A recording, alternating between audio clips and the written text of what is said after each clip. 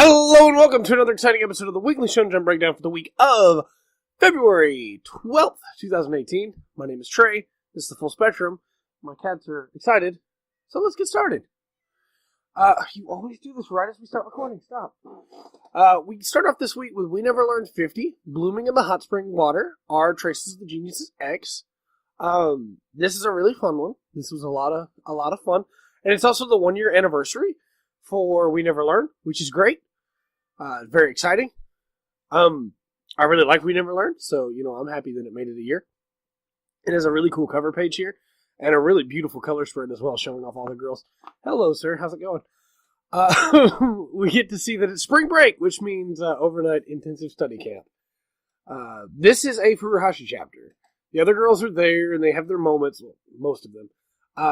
Creasy's not there. But this is a Furuhashi chapter through and through. And that's good, because I really like Furuhashi chapters. She's one of the more interesting of the original girls, and I think that a lot of times she kind of gets passed up. Would you stop, sir? We are recording. She gets passed up for Ogata or Iruka. And so having her able to not only show up, but also be a main focus of this chapter was really fun. They all wind up in the guys' pool. This time not because of some weird thing like in a lot of other series where the signs got mixed up, but just because the guy forgot to put the signs back up. So they just went into one. It makes sense. We see that she's worried that he saw, but he says he wasn't wearing his glasses. And at the time, he wasn't wearing his glasses, but he is now. The other guys show up, which leads to Yuiga having to try and defend the girls and hide them while they question him as to which of the girls he winds up liking. In this process, he winds up complimenting Furuhashi. Don't claw me, don't claw me, don't claw me. Thank you. In this whole exchange, there's some really fun moments. One of the biggest one being when the guys finally manage to pry open the mats in between the baths. Asami is just waiting on the other side and just pokes them. That's really fun. The others are, in my opinion anyway, some of the really best gags were that the girls were escaping, and then one of the guys asks Yuiga which girl he likes, and they all stop escaping. There's that moment where one of the guys talks about how Furuhashi doesn't have, very large breasts, and she throws her wooden pot that she was hiding under at him. There's a lot of really fun gags in this chapter, but there's also Furuhashi desperately trying not to think about how much Yuiga means for her, and how much she actually cares about him at this point. The girls do eventually escape, and they treat Yuiga for helping them, and he returns a bra that might be hers, or could wind up being someone else's. We're not sure yet. We'll find out, I suppose. But all in all, this was a really fun Furuhashi chapter. There's a lot going on. We got to see how she feels and her remembering the time that Yuiga and her have spent together. Yuiga and she have spent together would have been the grammatically correct one, but that's fine. Specifically, her thinking back to the inn and everything that happened there. And it's very clear that she's just as crazy about Yuiga as the other two girls. She just doesn't know how to admit that to herself. And it actually made me stop and think about all the different interactions they've had. And they've had quite a few. There's been a lot of stuff. She was the one that was the most supportive of Yuiga when she figured out that it was all misunderstandings. She's the one that's always been there to help him. And the big one for me is that when she finds out that he's Asami's boyfriend, she jabs him in the stomach. And then as soon as he explains that it was all a lie, even though she's trying to figure out why he lied, she starts putting together some stomach medicine for him. And that's nice. She's a good person, and I wouldn't be too upset if at the end of the day she won.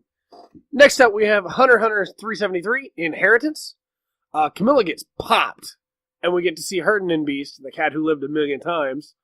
It's a really powerful ability for one-on-ones. My curiosity comes in immediately to know if, with her ability, which, for anyone who may only be listening to these, it is the ability where if she dies, the person who killed her gets grabbed by the cat, meshed in its hands and crushed, and then turned into literally like life essence and dropped back onto Camilla, which brings her back to life.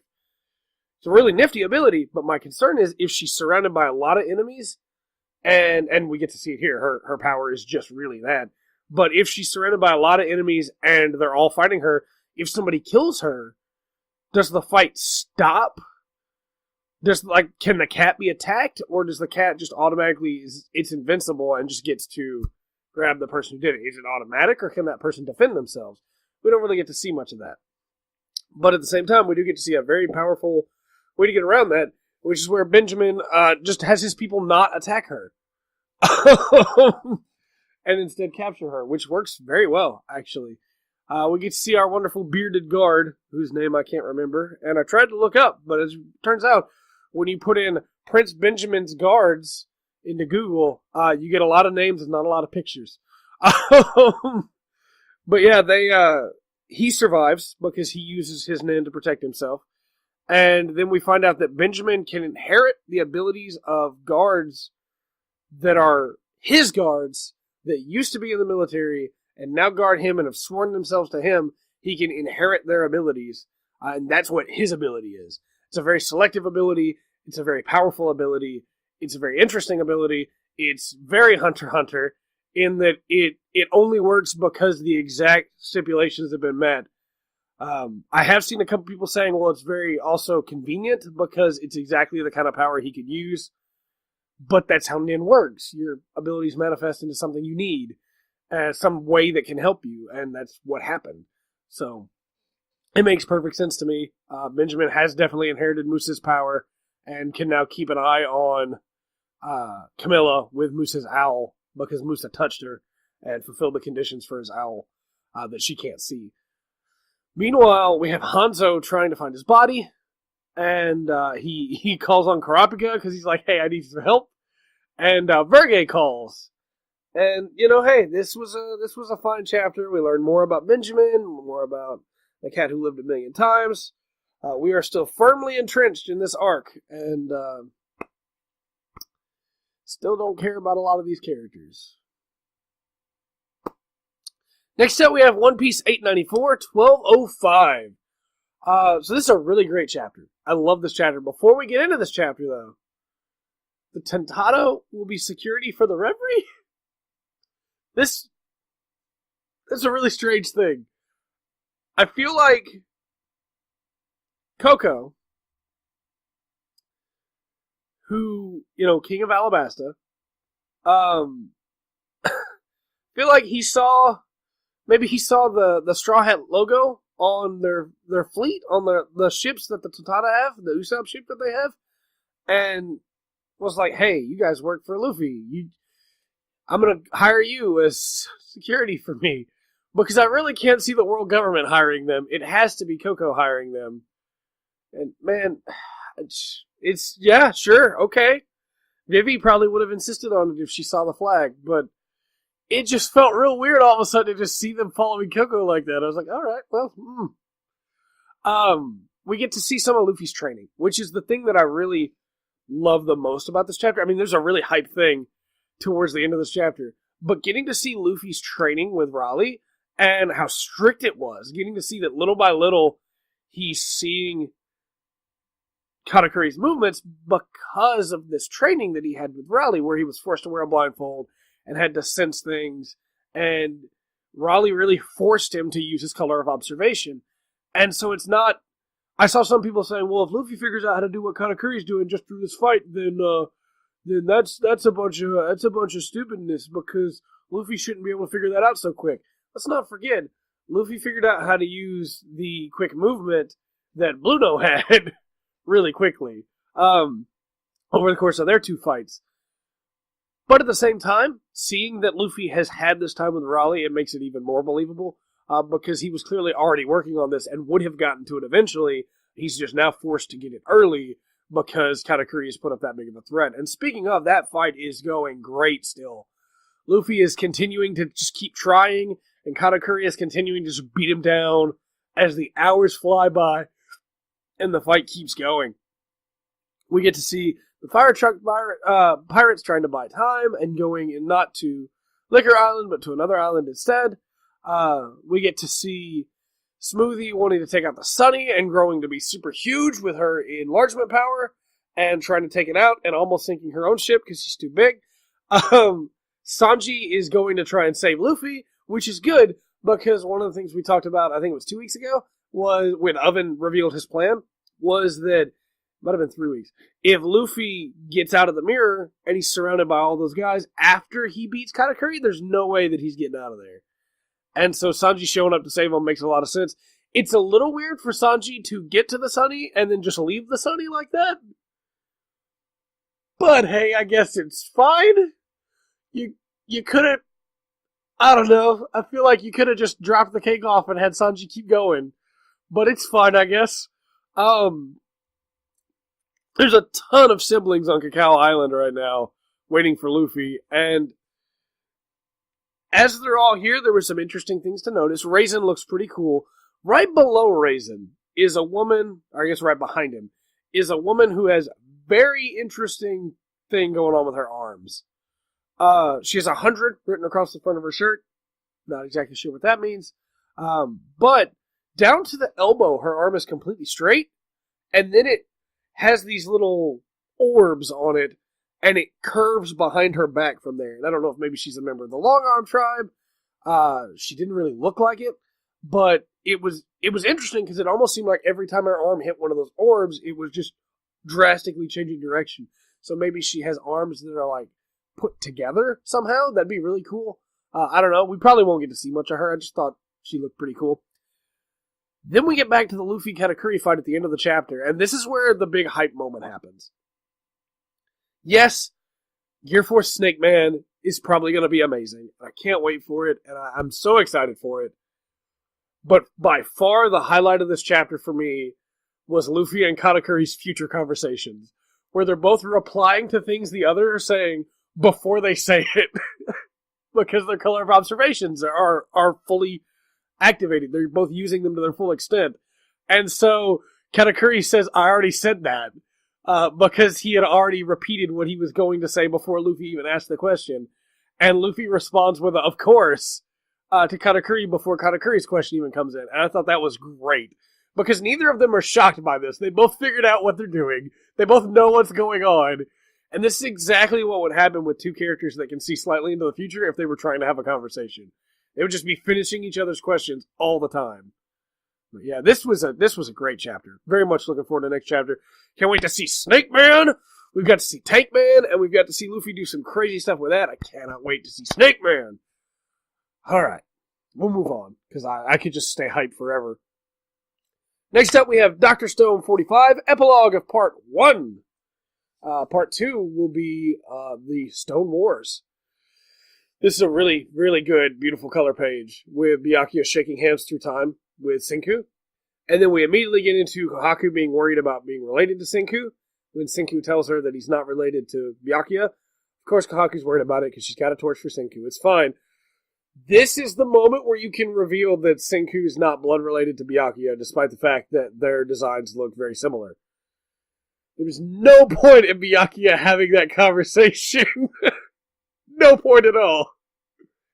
This is that time.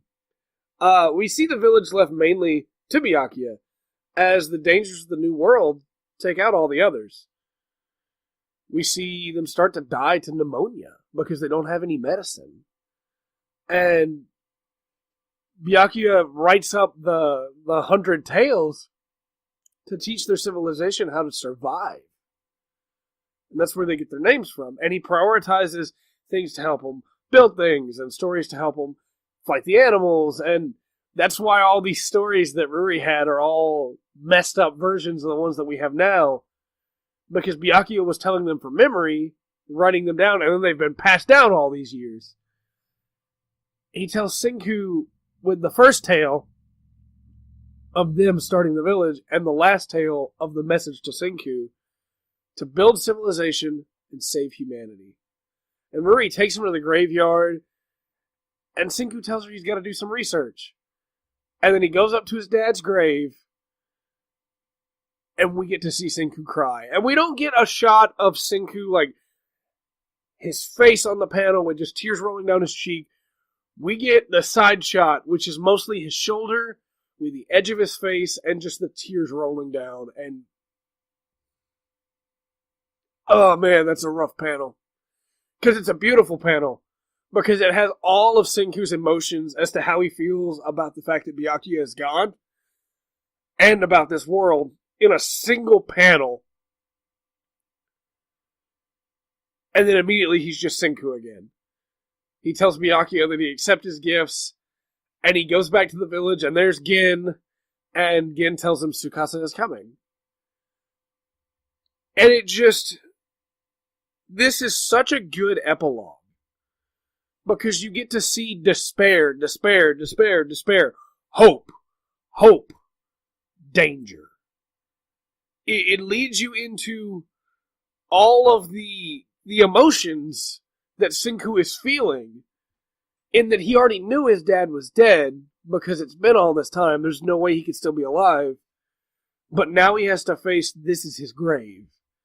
It's final now, he's absolutely dead. And he does that, and then goes right back to work, because he's Senku. And man, I love Senku. I really hope that part 2, the Stone Wars, is a great arc, because Senku has quickly become one of my favorite characters in Jump right now, and I really want him to be able to have a strong showing. And obviously I want to see Taiju and Yuzuriha again. Very excited for that. And I liked Tsukasa. Tsukasa's a fun villain, because Tsukasa's not a bad guy. Tsukasa just doesn't like weak people and doesn't want the adults of the old world to be brought back and change this new world and make it like the old world. He wants it to be a world where the strong survive and the weak die. He wants it to be wild again.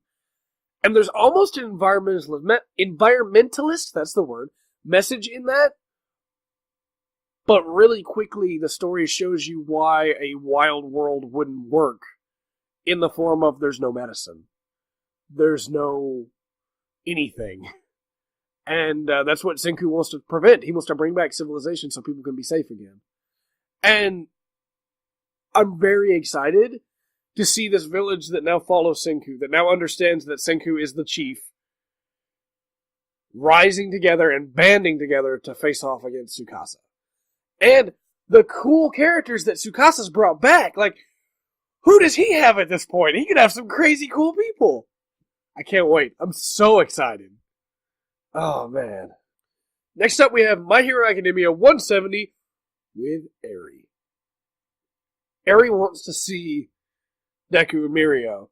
And I'm going to do my best not to cry in this chapter, guys. I'm going to do my best. But she realizes she doesn't even know Izuku's name. They bring her a fruit basket, and somebody, probably Mirio, cuts them into rabbits for her. She tries to thank him. And thanks Night Eye. And there's this great moment where they realize she doesn't know about Night Eye's death. And they decide they can't tell her. Because she'd blame herself. And so Togata Mirio, Lemillion, the man most affected by Night Eye's death, immediately head pats her. Just hand on the top of the head, ruffles her hair, and tells her to smile. She tries to. She really does. She doesn't know how.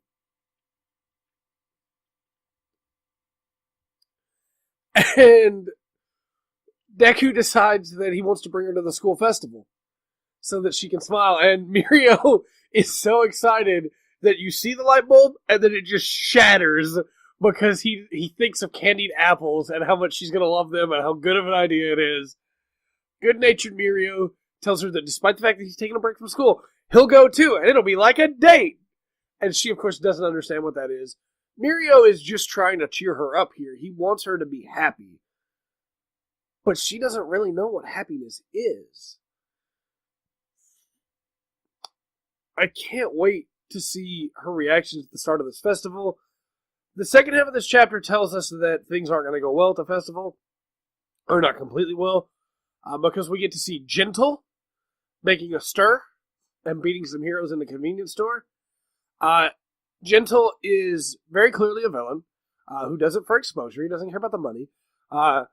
Despite the fact that he has no definite reason to go to the school festival right now, I guarantee you he'll be there, because he's clearly the villain of this arc.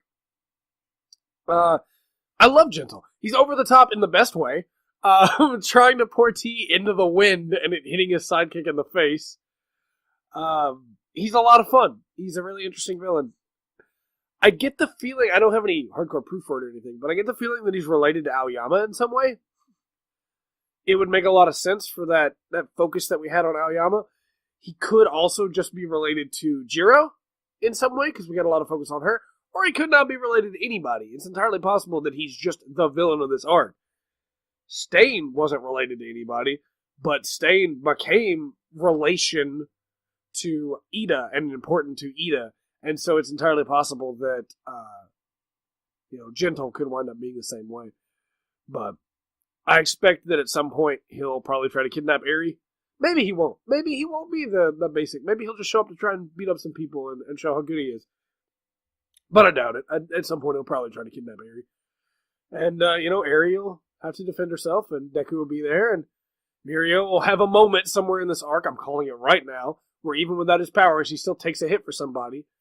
Because he's Lemillion. That's just who he is. Togata Mirio, the best character in My Hero Academia. I said it right there. Fight me. 1v1. Hang 'em high, pistols only. Next up we have Black Clover 144. This man is... The summons is out. Yami's on his way. And the flash step battle continues. And Novachrono reveals he has a coverless grimoire. And it looks really cool. It's gotta be terribly inconvenient, though. So his grimoire is a book, right? It's very clearly everybody's had a book that floats with them, and they draw their weapons from it, they use their spells from it. Novachrono's, Julius Novachrono, the Wizard King, his is a coverless grimoire. It's never had a cover, which means it's just pages. Currently, he has it doing a giant circle in the sky above the city and just circling. All the pages just circling. And that looks really cool. But when he was young, there's no way he was shooting that thing up into the sky above him, letting it circle, and just walking around. So back in the day, did he just have to carry around a bunch of loose pages? Maybe he put string around him and hold it. Like, it's a really cool idea, but I feel like no thought was put into it past, hey, it's going to be floating in the sky and look really cool. Because there's...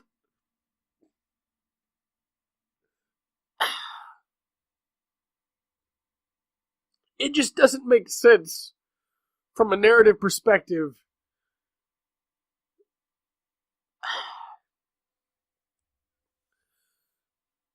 I'll move on. It just immediately made me go, what did he do with this before he was Wizard King?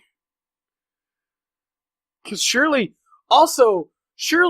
telling your enemy where your grimoire is, and it being in a set position in the sky is a bad idea. Because all Licht has to do is just shoot the grimoire a bunch. I mean, yeah, Julius will probably try and protect that too. But he can't protect everything, as we see at the end of this chapter, where Licht realizes he can't win in a straight-up fight, and decides to rain light arrows down on the entire kingdom.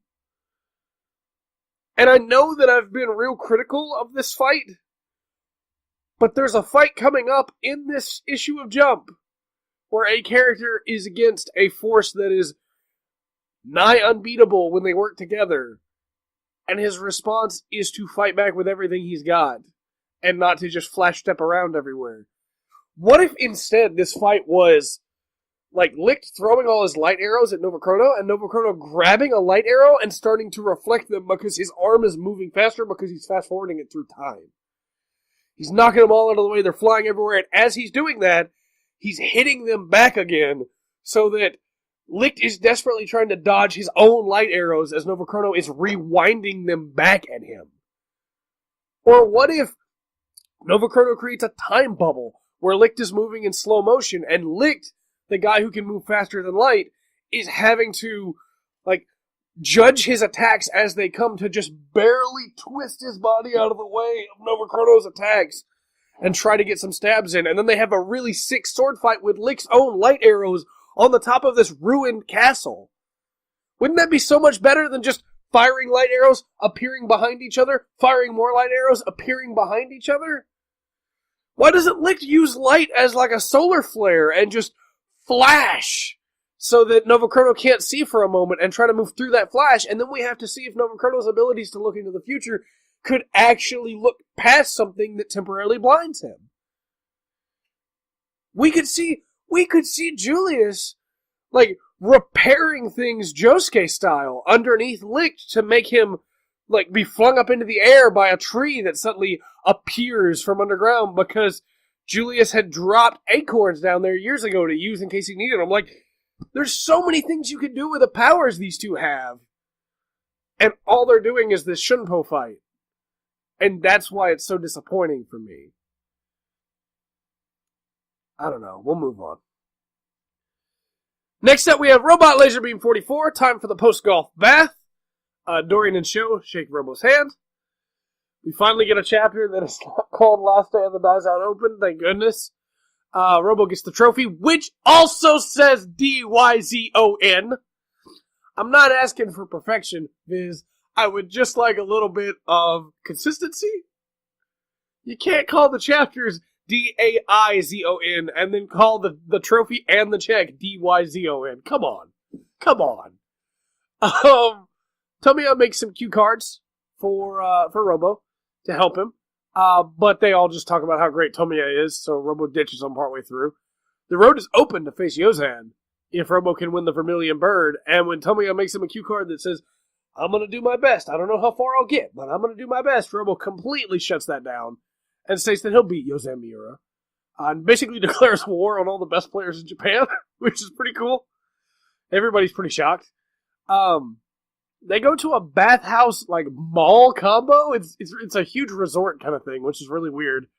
But while they're there, Kuze, who we get introduced to, who really likes women but has no luck with them apparently, sees Robo with Rin, which sets him off, and he challenges Robo to a rock climbing competition.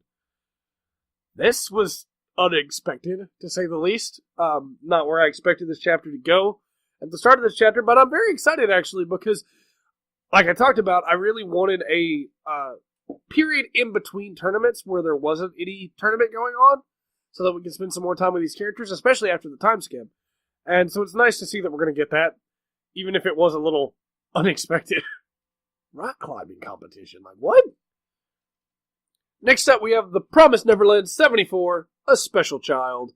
We get to see Norman. And we get to see Peter Ratry. And there's no way he either experimented on himself or made a deal with the demons that let him live longer. No way that he is still a regular human if this is still Peter Ratry. Man, no, getting to see Norman again was great. Norman is in the Lambda area, I guess, the Lambda lab, maybe? Lambda 7214. And that would have been the coordinates on the map, I'm assuming. But Lambda also seems like a really good catch-all name for this place right now until we know what it's actually called. Man, they're doing some stuff here. Experimentation on only the best and brightest. And we get to see this crazy good panel of Norman unable to see through his side of the glass, but all the other experiments being able to see through theirs. And you see them all looking over, and some of them have grown out heads. Some of them have grown out limbs. There's a demon in there trying to offer a kid a stuffed animal. Like, they're trying to do something, and my assumption is probably either trying to bridge the gap between demon and human, or trying to make a type of human that is more either nutritious or more filling. Trying to make a way for humans to be better to eat. Kind of like what we do with cows. And man, it's grotesque in places. There's some rough stuff going on there, but it makes sense. I don't like it, but it makes sense. And Norman is passing all of his tests, which means for now he probably won't be experimented on. Doughty has a lot of time, but he is positive he wants to get out. And we get to see that his lambda mark is on the other side of his chest from Adam's lambda mark. Which, hopefully, will finally bring an end to all the people saying that Adam's Norman, even though the time frames don't quite line up. But I'm expecting that Adam probably escaped from Lambda after seeing Norman, and the last thing he saw was maybe Norman's number, something like that. So it's going to be interesting, but I'm excited. I really hope Adam's not Norman. Like, I don't see how he could be with the reveal of the Lambda mark. That felt really final to me today. Like, they were trying to say, no, look, for real, he's not. But we'll see. It's just good to see my boy Norman again. He's not dead, guys. Norman's not dead. Not yet, at least, anyway. Next up, we have Food Wars 250. The man named Eishi Tsukasa. I called it. I told you exactly what was going to happen as soon as the flashback started. Tsukasa isn't concerned at all. Tsukasa absolutely wins this.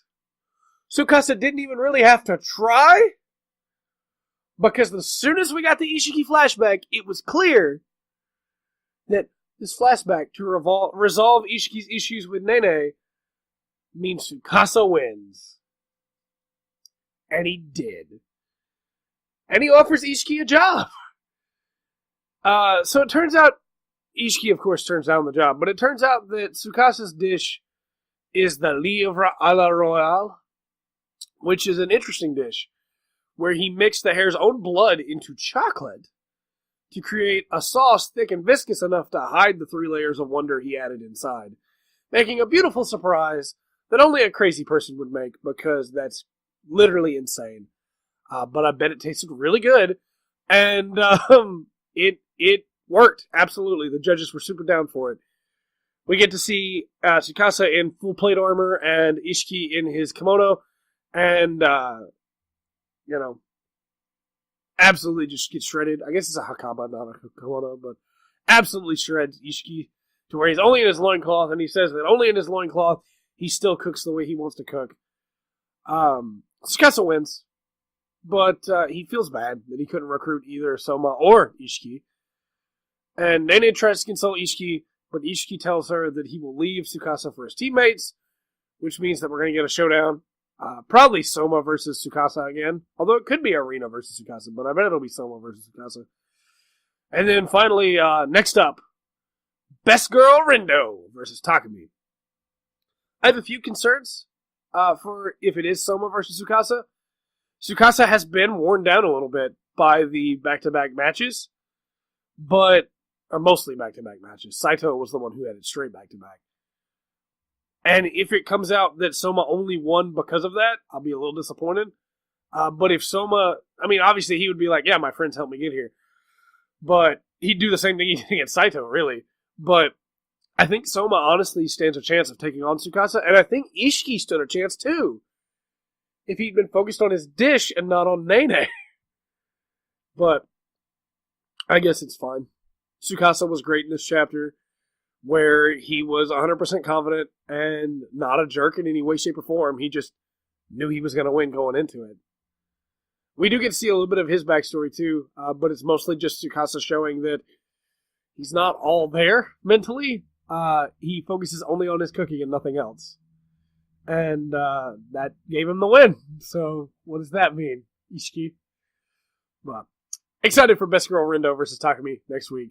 Takumi's always a joy when he's in the Shokugeki, and Rindo's the best. So, there's that. Next up, and finally, we have One Punch Man 79, Tenacity.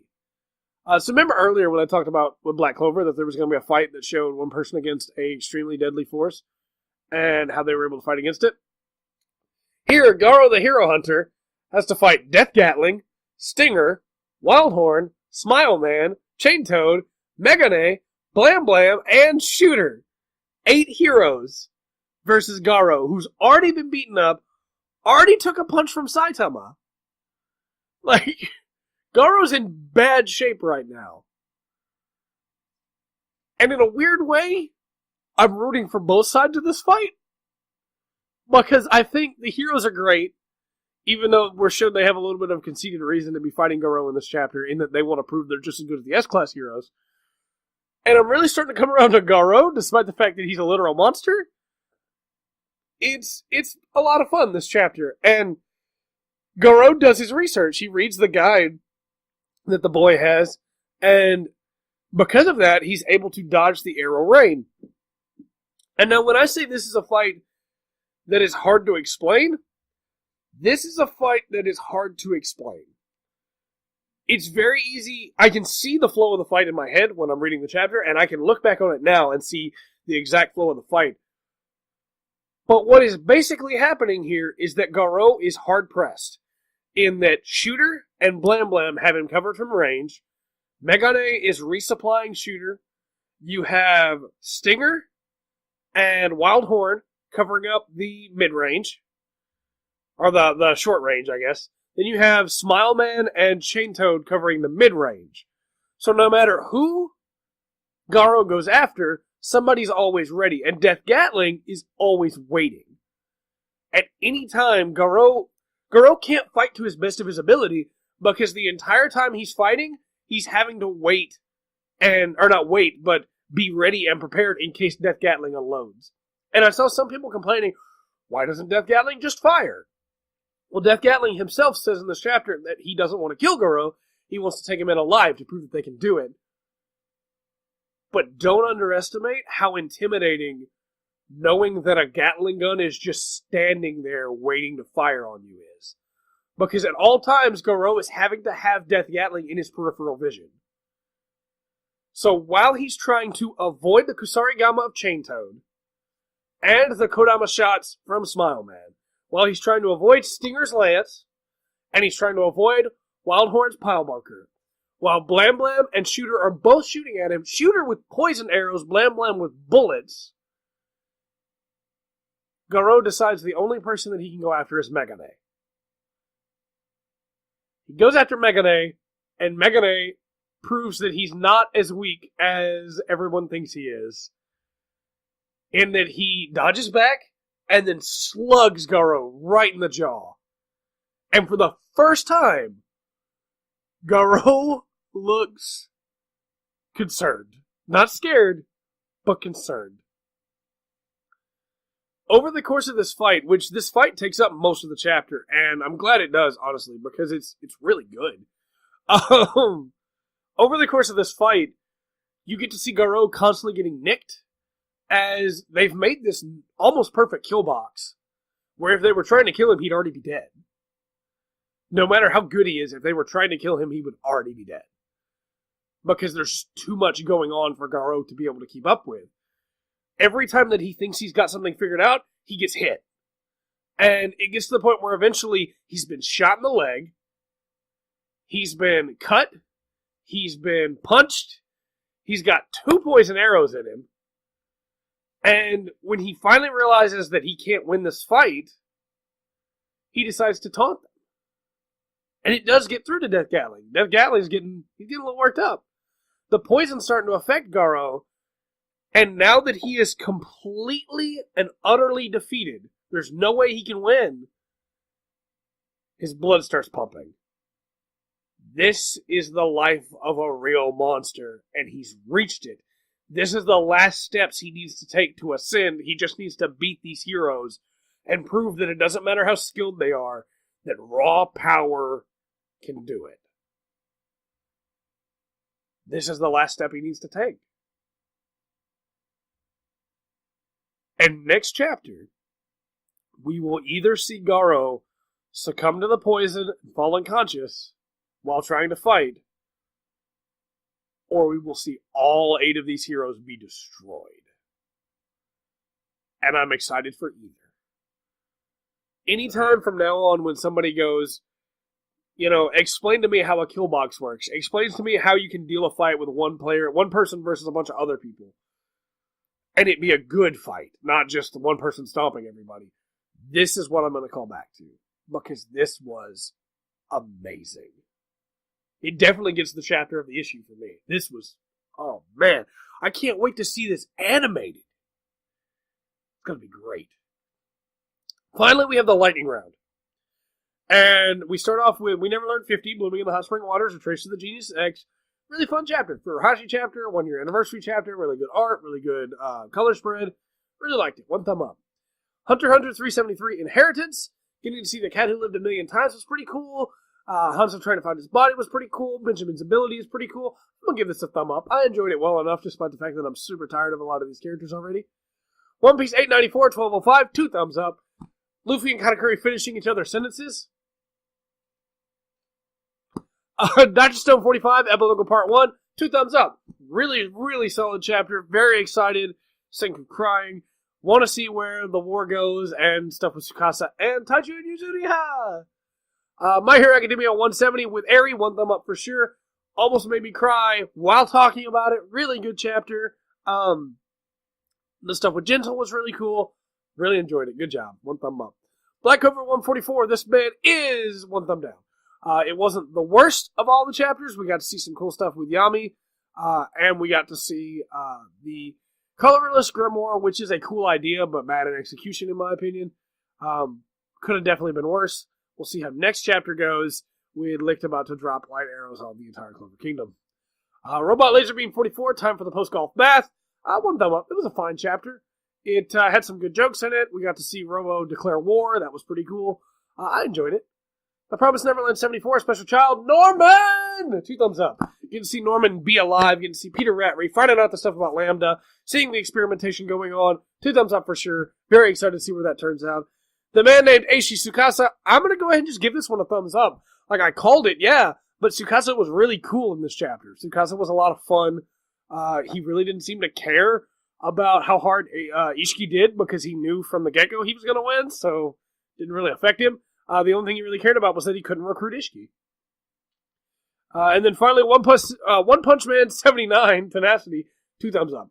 Absolutely amazing chapter. Like I said, going to be something that I call back on anytime somebody asks me how to do one of these. It was an amazing fight, and I'm super happy to have read it. Probably going to wind up being one of my favorite chapters of the year. Absolutely amazing. Looking forward to next week. And with that said, I have been Trey. This has been The Full Spectrum. And remember to always enjoy the full spectrum that Jump has to offer.